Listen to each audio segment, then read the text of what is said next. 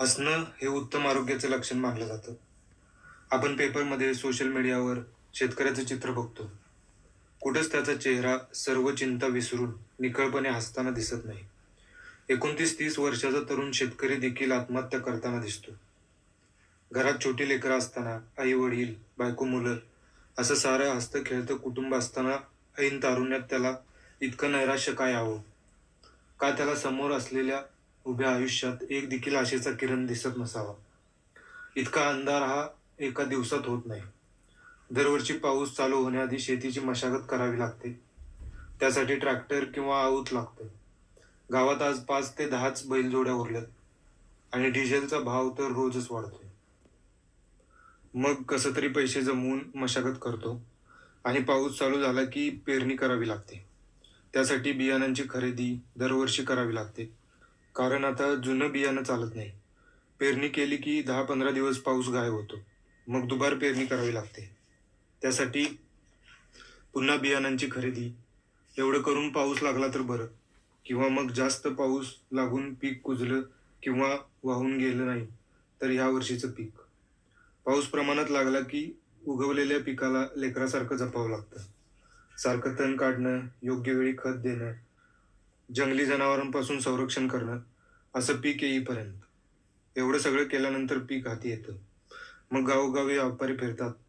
आपल्याला वाटतं की सरकार एम-एस-पी देतं किंवा धान्य लगेच न विकता थोडं थांबलं तर भाव वाढेलच की. मग तो लगेच दारी आलेल्या व्यापाऱ्याला का विकतो? कारण त्याची मशागतीपासूनची बरीच कामं ही उधारी उसनवारीवर चालतात. त्या माणसांचा तगादा सतत असतो आणि एम-एस-पीची किंमत घ्यायला धान्य घेऊन तालुक्याच्या ठिकाणी जावं लागतं. त्यात पुन्हा अजून वाहतुकीचा खर्च वाढतो. शेतीच्या मशागतीपासून ते धान्याच्या विक्रीपर्यंत मनात असलेली भीती, त्याच्या चेहऱ्यावरचं हास्य कधी गायब करते, हे त्यालाच कळत नाही. मग बांधावरून शेती बघणाऱ्यांना वाटतं की इतकी टेक्नॉलॉजी वाढली आहे. सरकार दरवर्षी नवनव्या योजना शेतकऱ्यांसाठी आणतं. मग शेती तोट्यातच का? कारण शेती ही विश्वासावर चालते. मशागत करताना तो मातीवर विश्वास ठेवतो.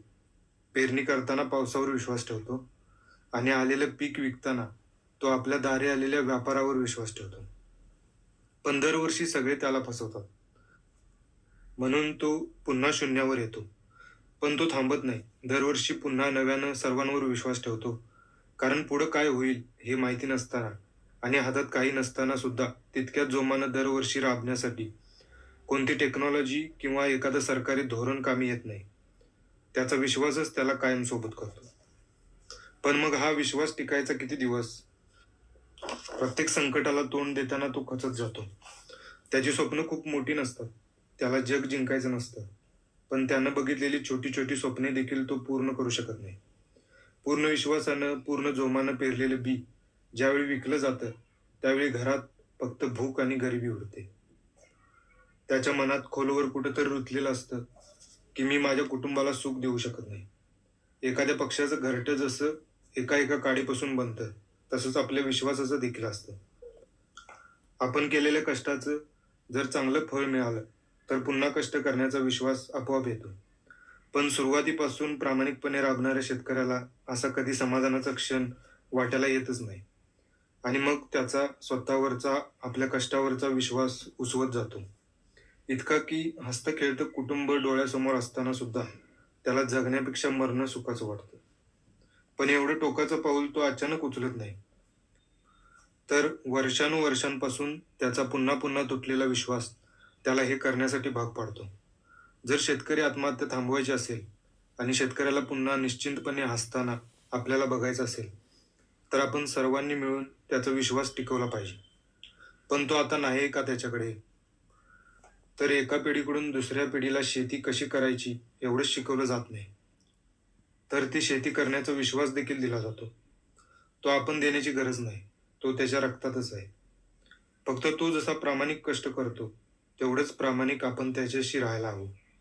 त्याच्या कष्टाला प्रतिष्ठा द्यायला हवी. त्याच्या कष्टाचं योग्य मूल्यमापन व्हायला हवं. अन्नदाता तर आपल्याला भरभरून देतोच, पण आपण देखील त्याच्या बदल्यात त्याला त्याच्या चेहऱ्यावरचं हसू परत दिलं पाहिजे. कारण देणाऱ्याने देत जावे, घेणाऱ्याने घेत जावे. घेता घेता एक दिवस देणाऱ्याचे हात घ्यावे. धन्यवाद.